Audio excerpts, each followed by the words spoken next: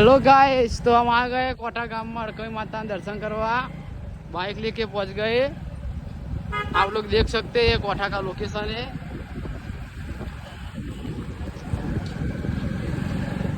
ये देख सकते हैं।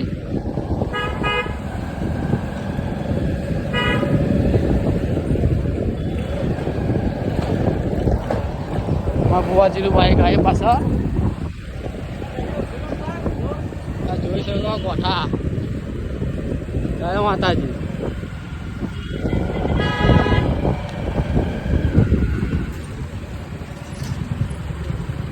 કોઠાનું બજાર જોઈ શકો તમે લોકો।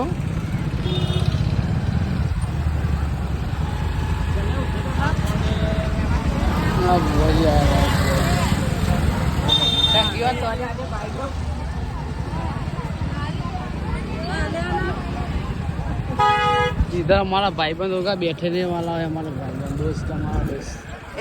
ए तो आवाज बाइक तो गाल